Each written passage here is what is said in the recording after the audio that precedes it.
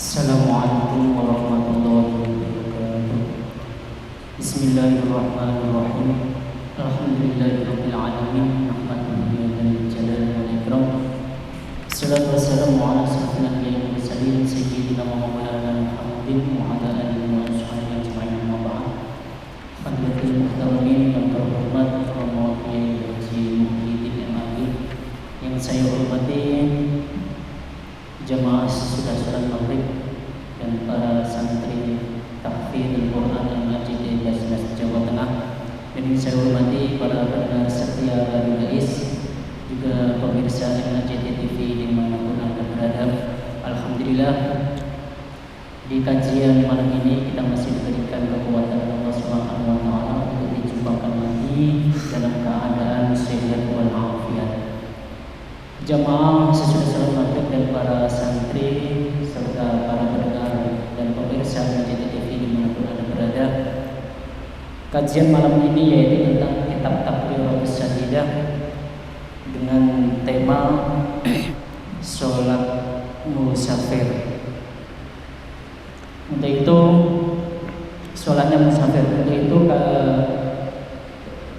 para jamaah dan santri tahfidz Quran yang ingin bertanya bisa langsung saja ke guru kita, beliau Bapak Fidran Rizky Muhyiddin.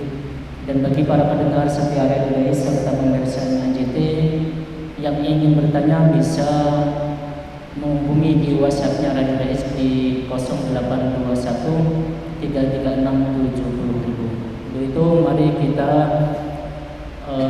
ikuti kajian malam bersama dengan narasumber kita, beliau Bapak Fidran Rizky Muhyiddin MAG.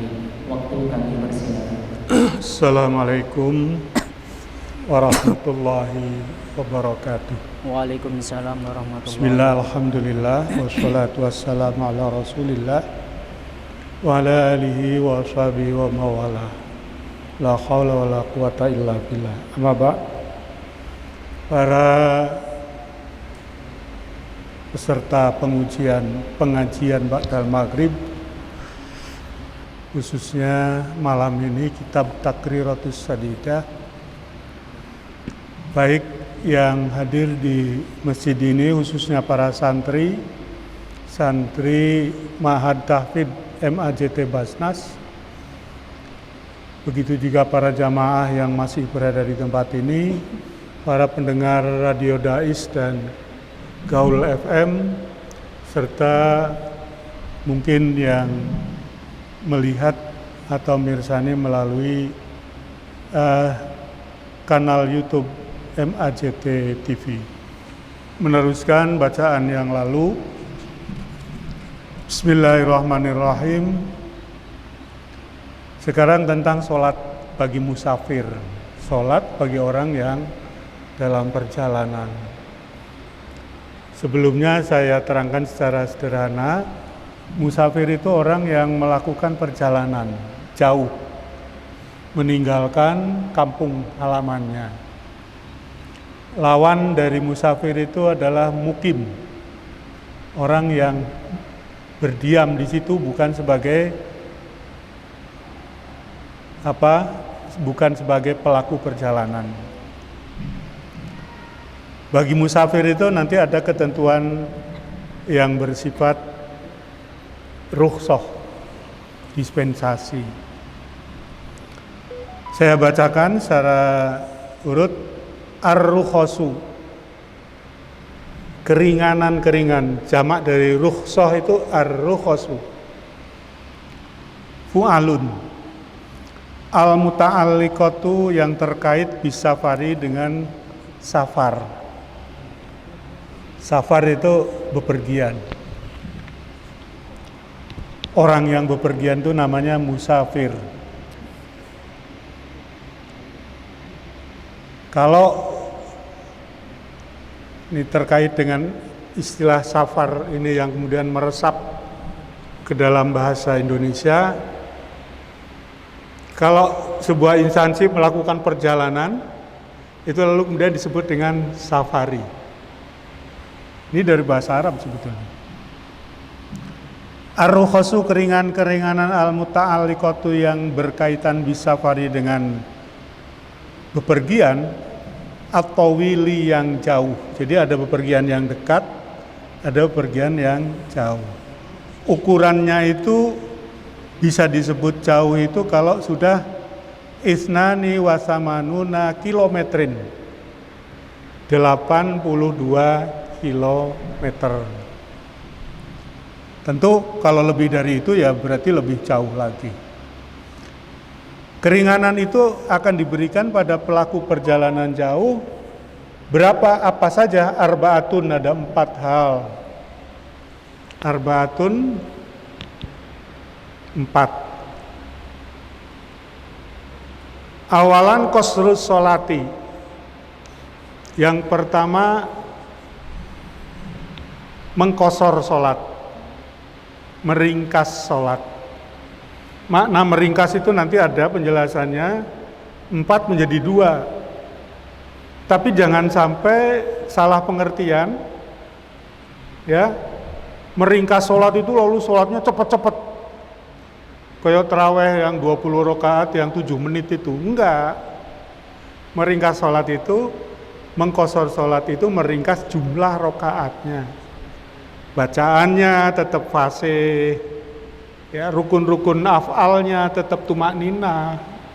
Jangan disalahartikan kalau kosor itu lalu cepat-cepat.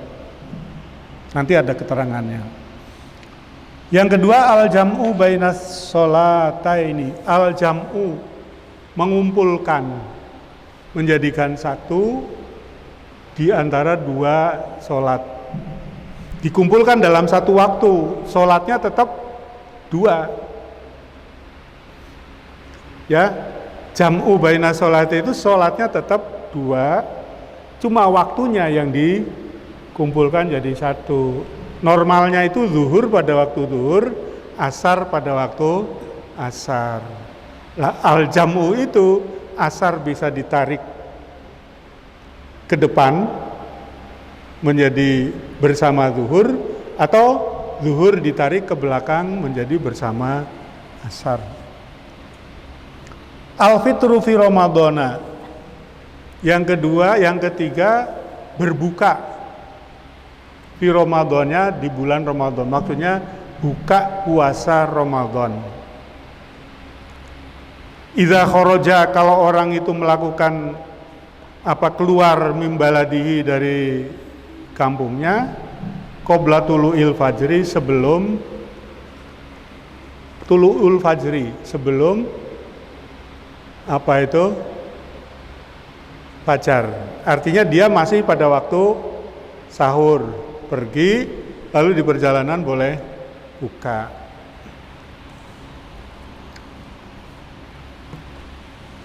Yang keempat, mashul fataini, mengusap khuffain. Khuffain itu kaos kaki, gampangnya begitu, yang dipakai karena darurat, nggak bisa lepas kaos kaki karena sangat dingin, dipakai terus. Nah, ketika wudu itu cukup diusap. Tapi kayaknya ini nggak pernah berlaku ya, artinya nggak pernah dipraktekkannya. Salah satu ayamin, selama maksimal 3 hari, bilayalihinna, dengan malamnya, maksudnya 3 hari 3 malam. Adalah ini fikih yang oleh kita, apalagi orang Indonesia, orang Semarang ini hampir tidak pernah dipraktekkan. Jadi biasanya kalau zaman dulu, waktu saya kecil itu, orang tua, nenek, kakek itu nganggo kaos kaki terus. Nah, kalau beliau ini sampai tidak berani melepas saat wudu, maka cukup dengan mengusap. Karena dengan pengertian itu bahwa itu kondisi darurat. Tapi baik itu sekedar. Sekarang ada ar-rukhasu, rukhsah atau dispensasi, al-mushtarakatu, yang bisa terjadi bainas safari atau wili, baik pada kondisi perjalanan jauh, wal qasiri, maupun perjalanan jauh, tidak jauh atau dekat. Sekali lagi ingat, jauh itu minimal 82 km. Nah, kalau dekat itu artinya kurang dari 82 km. Itu sab'atun, ada 7 hal. Aklul maitati lil mudorri, pertama boleh makan bangkai bagi orang yang dalam kondisi terpaksa. Nah, maitah itu juga artinya harus tepat, bukan bangkai dalam pengertian batang sing mambu, sing busuk, itu enggak hanya itu. Tapi bangkai itu artinya hewan yang harusnya disembelih, ya, itu tidak disembelih. Yang harus disembelih itu apa? Ayam, kambing, sapi, kerbau. Itu boleh dimakan, tetapi harus melalui proses sembelihan yang sah. Kalau mati tidak disembelih, nggak boleh dimakan, itu namanya bangkai. Apalagi kalau sudah bau bacin, itu sudah persoalannya tambah lagi. Atanafulu ala rohilati. Yang kedua, kebolehan dispensasi dalam perjalanan itu, baik jalanan jauh maupun jalan dekat, sholat sunnah di atas kendaraan. At-tanafulu ala rohilati, sholat sunnah di atas kendaraan.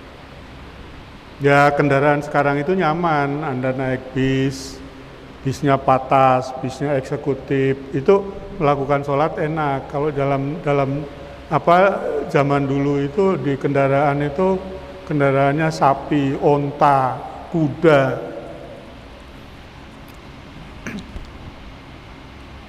Yang ketiga, isqatut sholati bitayamumi. Ya, bisa melakukan sholat dengan tayamum. Itu karena perjalanan. Yang keempat, tarkul jum'ati, meninggalkan sholat Jum'ah. Ingat, meninggalkan sholat Jum'ah itu tidak kemudian tidak sholat. Tidak sholat Jum'atan. Biasanya Jum'atan itu di masjid. Tapi sholatnya sendiri, namanya sholat zuhur. Jadi tidak ada sholat itu kemudian dihapus. Ya, yang ada itu tidak Jumatan, tetapi yang kelima, adamul qodoi, tidak perlu melakukan qodho lidorroti zaujatin, dalam rangka menggilir istri. Jadi karena melakukan perjalanan, di dalam perjalanannya itu ukhidat bil qur'ati, sudah dilakukan qur'ah, giliran di qur'ah itu itu undi. Jadi orang kalau istrinya 4, aturan fikihnya kalau mau pergian itu supaya di qur'ah. Siapa yang ikut? Yang ikut istri pertama misalnya. Pada waktu pergi mestinya dia gilirannya ke istri kedua. Ini karena sudah di qur'ah, ya adamul qodho, tidak ada qodho. Yang keenam as-safaru biwadi'atin li'udhrin. Orang melakukan perjalanan, boleh melakukan perjalanan meskipun dia membawa barang titipan. Nah, ini jadi dibolehkan safarnya itu. Barang titipan ki kudune ora entuk digowo-gowo, tetapi karena dia melakukan perjalanan boleh. Yang ketujuh, as-safaru bil ariyati, bepergian dengan membawa barang pinjaman. Nah, itu yang nanti hubungannya dengan sholat itu hanya qasr sholat itu, yaitu yang al-muta'alliqah bis safari tawil. Kamus safari, hukumnya melakukan perjalanan. Nah, ini nanti kapan, hukum mana yang membolehkan orang melakukan qasar. Ahkamus safari, hukum-hukumnya bepergian itu khamsatun, ada 5 macam. Ada wajibun, pertama ada sunnatun, ada mubahun, ada makruhun, dan ada haramun. Lunga-lunga niku wonten sing wajib, wonten sing sunnah, wonten sing mubah, wonten ingkang makruh, lan wonten ingkang haram. Yang wajib itu apa? Ya banyak. Di sini yang dicontohkannya itu kasafari li isqati fardil haji wal umrati.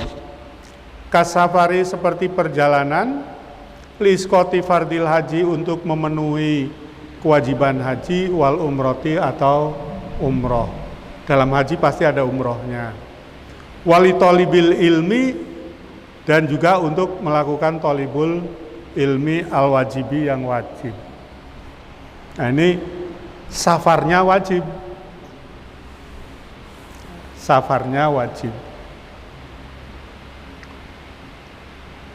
Yang kedua sunnatun, yang sunnah, kasafari li ziaratin nabi, seperti melakukan perjalanan dalam rangka ziarah nabi, ziarah makom nabi maksudnya ya kalau sekarang itu. Tapi orang biasanya menyebutnya ziaratun nabi aja, dengan asumsi bahwa kalau kita hadir di makbarah Nabi, di makam Nabi di Madinah itu, Nabi itu menyambut kedatangan kita, sehingga kita membayangkan bahwa kita itu hadir betul di hadapan Nabi, meskipun Nabinya sudah dalam keadaan dikubur itu. Maka istilahnya bukan li ziarati kubrin Nabi, tetapi li ziarati Nabi. Bahkan ada keyakinan atau doktrin bahwa kalau kita berjanji, debat dan sejenisnya itu, Nabi itu hadir. Wasilatir rahimi, begitu juga safar yang sunnah itu seperti silaturahim, tilik dulur, itu nengok orang tua, nengok kerabat, nengok sahabat di daerah yang jauh, itu namanya safarnya safar yang sunnah. Yang ketiga safar yang mubah, kasafari litijaroti, bepergian yang hukumnya mubah. Mubah itu boleh, jadi kira-kira tidak dilarang, juga tidak diwajibkan.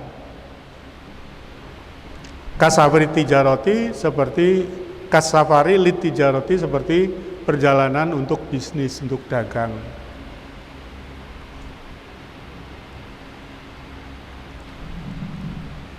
Ada yang makruhun, kasafari litijarati fa'akfanil mauta. Makruh itu seperti perjalanan, dia melakukan bisnis dagang tentang kain kafan. Loh, ini kenapa makruh? Awil lahwi awil laibi, atau perjalanan sekedar main-main saja, dolan tapi dolan yang ghairul muharram, dolanannya ojo dolanan sing haram. Nah, kita kalau rekreasi pariwisata itu hukumnya makruh. Karena itu kalau lembaga-lembaga Islam, lembaga pendidikan, maka membuat label kalau melakukan pariwisata itu namanya bukan pariwisata tetapi ziarah wali. Nah, ini toh lain. Jangan murni pariwisata, main di dolan, ning di Demak, Kudus, makruh. Tapi kalau mau ziaratul kubri, ziaratul aulia, beda itu.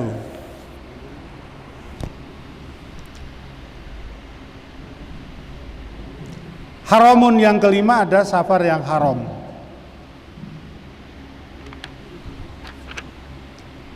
Haram itu kasafari zaujati min ghairi idni zaujiha. Ini contohnya seperti bepergiannya seorang istri tetapi tanpa izin suaminya. Nah, bahasa Jawa niki minggat menurut. Lah istri kok lunga ora pamitan. Kok tidak diizinkan. Lah nanti apa? Rukhsah melakukan qasrus sholat itu di perjalanan yang mana? Itu nanti ada syarat-syarat qasar di belakang nanti.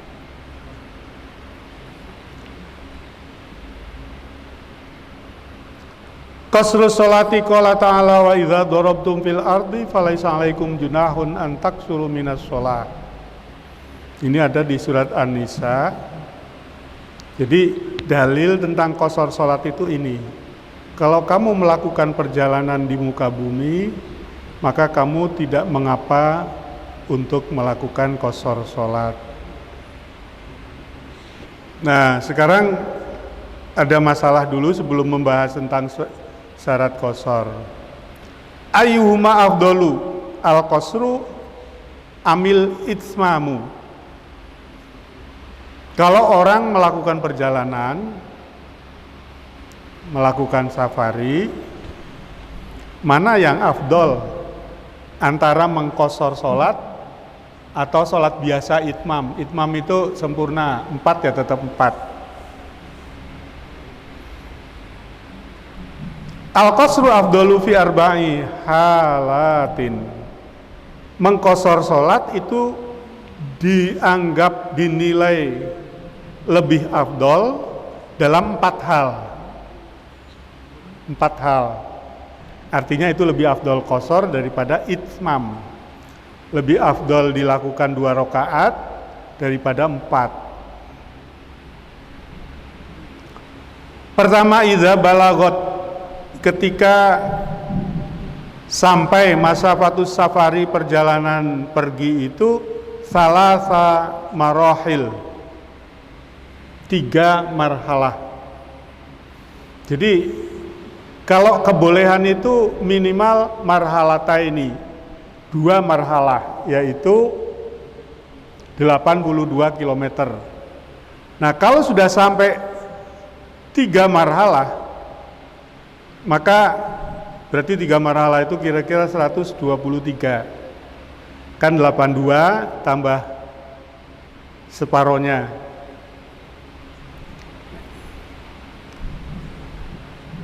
Itu lebih afdol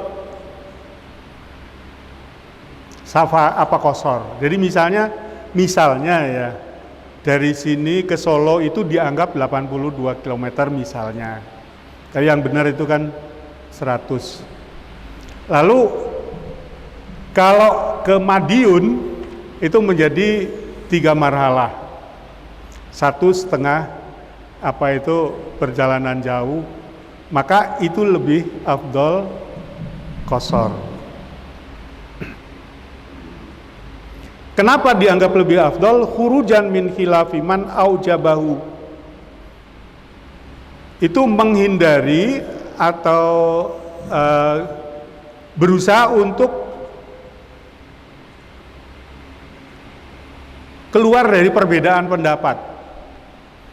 Karena ada perbedaan pendapat, kalau sudah segitu itu wajib qasar.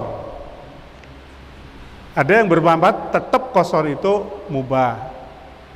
Nah, menghindari itu jalan tengahnya, maka kalau sudah 3 marhalah itu hukumnya afdol. Jadi melu sing mewajibkan ya enggak, melu yang ekstrim hanya membolehkan saja ya tidak, tengah-tengah itu hukumnya afdol untuk qasar.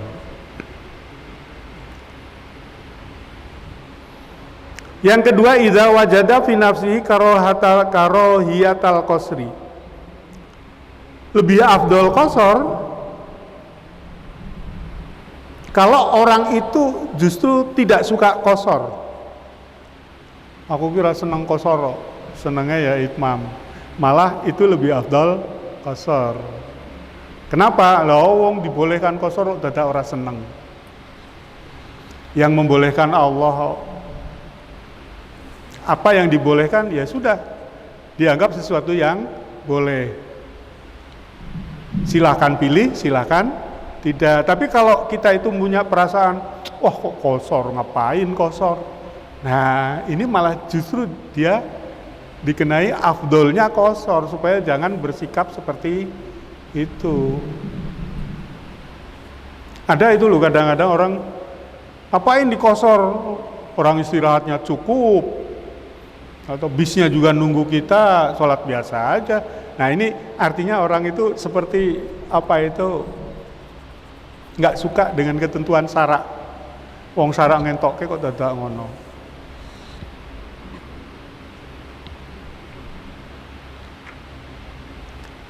Yang ketiga, idza syakka fi dalili jawazil qasri, ketika orang merasa ragu mengenai dalil kebolehan qashar. Kalau ragu malah jadinya afdol. Yang keempat, lebih afdol melakukan qashar idza kana, jika ada miman anda ini termasuk orang yuktada bihi, menjadi orang yang dianut bihadratin nasi, oleh banyaknya manusia. Jadi ada misalnya dalam perjalanan itu kan ada kiainya gitu ya, ibaratnya kalau ibadah haji itu mutawif, orang yang membimbing tawafnya. Orang itu misalnya adalah orang yang yuktadabih, orang yang diikuti. Nah kalau diikuti itu baiknya dia qashar sambil mengajak yang lain. Maknanya itu di samping itu syariat membolehkan, juga bisa menjadi edukasi mendidik kepada jamaah. Ini loh bahwa dalam Islam itu ada sholat biasa, ada sholat qashar. Bukan hanya teori, tapi kamu merasakan.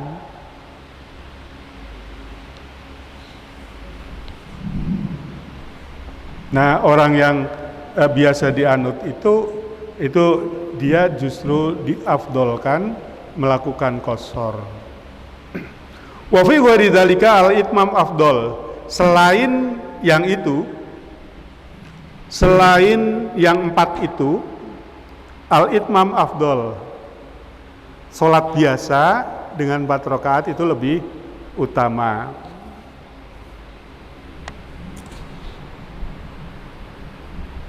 Wa minhu al-mallah idza kana mau ahluhu. Di antaranya orang kapal. Orang kapal itu apa namanya? Ya, anak nakhoda dan anak buah kapal itu.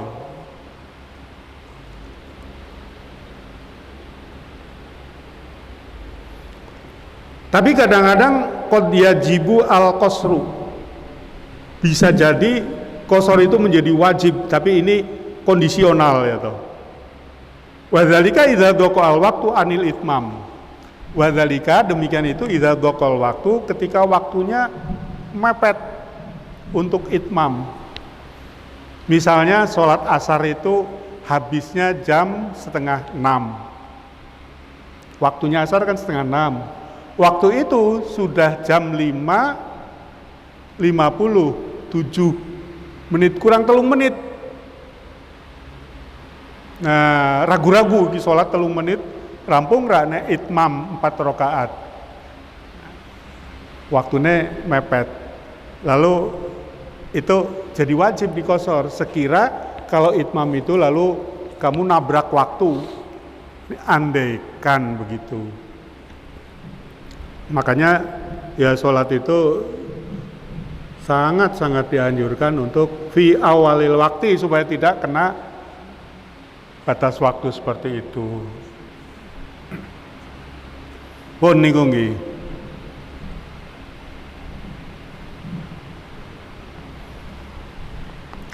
Syurutul qasri, sudah ada pertanyaan, Mas? Gimana coba tanyaannya? Singkat. Assalamualaikum Pak Kiai, saya berdiri dari rumah. Saya lupa tidak sholat saat sedang berwisata.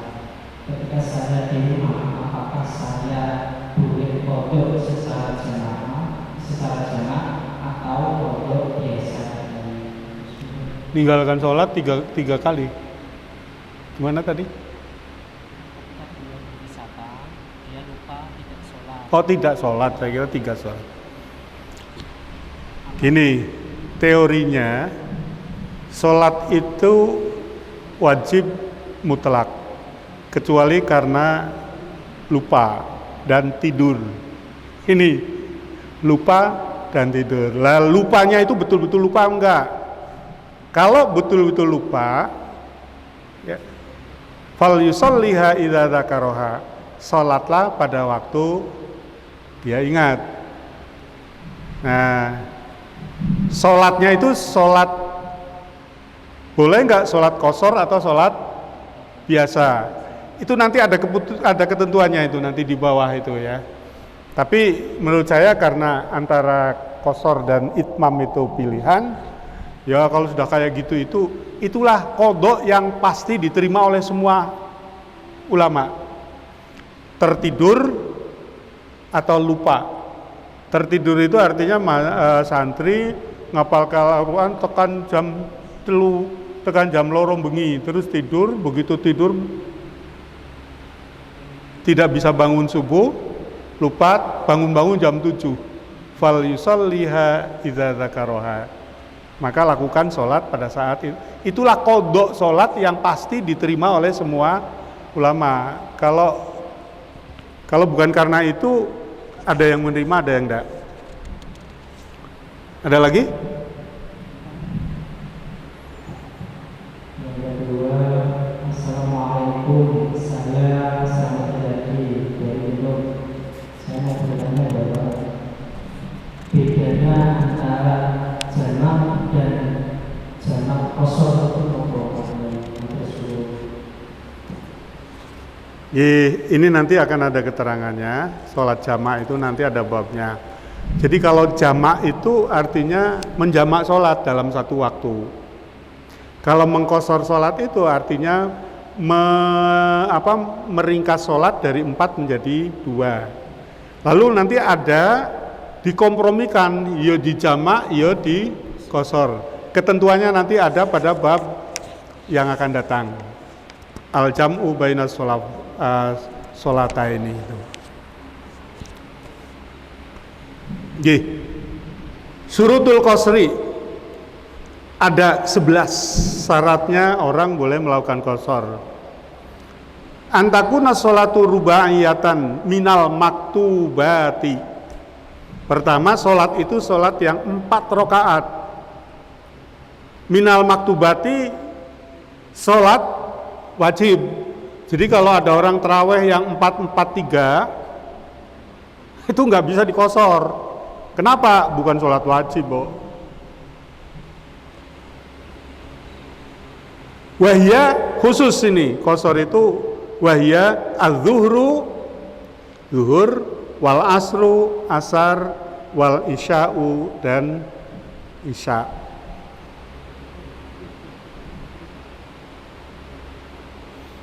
Yang kedua, qasdu maudhi'in muayyanin, tujuan bepergiannya itu jelas. Ora pokoknya aku arep lunga arep dolan ngono. Ning ndi ya wis mbusak tekan-tekane, ini ndak bisa. Jadi qasdu maudhi'in muayyanin. Walau bil jihati, meskipun dengan kira-kira aja. Jadi harus ada tempat tujuan yang pasti. Yang ketiga, ayakuna safaruhu mubahan. Perjalanannya itu perjalanan yang boleh. Ya otomatis kalau tadi safar yang sunnah, safar yang wajib itu lebih dari itu. Ya, boleh.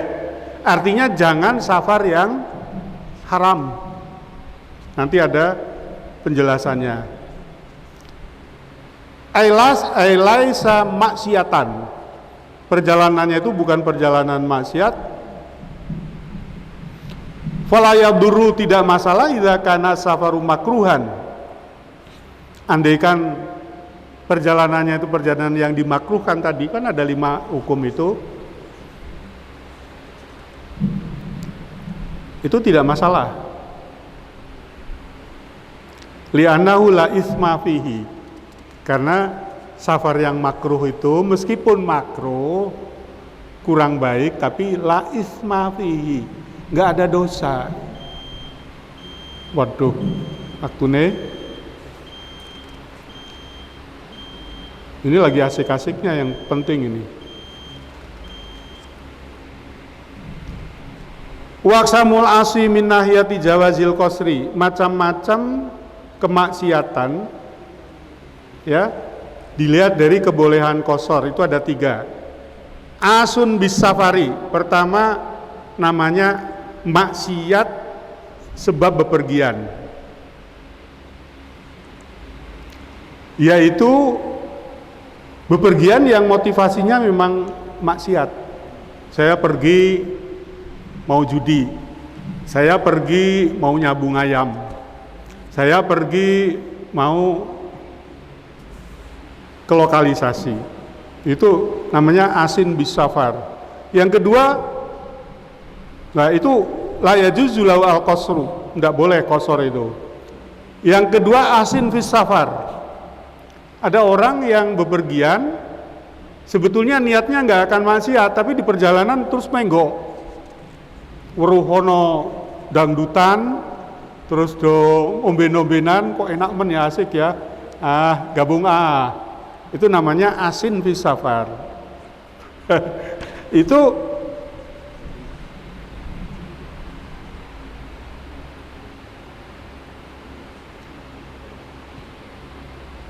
boleh ya melakukan qasar. Yang ketiga asin bis safar fis safar, maksiat karena bepergian memang untuk maksiat apa? Jadi dia itu wa alladzi ansa safaru fi mubahin, sebetulnya dia safarnya itu mubah, tapi summa qalabahu wa ja'alahu lil maksiati fi asnas safar. Jadi yang pertama itu memang maksiat murni, safar murni maksiat. Yang kedua safar yang kemudian di perjalanan jadi maksiat. Yang ketiga orang melakukan safar mubah tapi kemudian dibalik atau ganti sama sekali maksiat. Aku rasido silaturahmi sidone arep judi wae. Nah ini yang kayak gini ini hukumnya la yajuzu lahu al qasru. Baik, karena ini penting, nanti insya Allah saya ulangi lagi. Ampun mas. Demikian wallahul muwaffiq ila aqwamit thoriq. Assalamualaikum warahmatullahi wabarakatuh.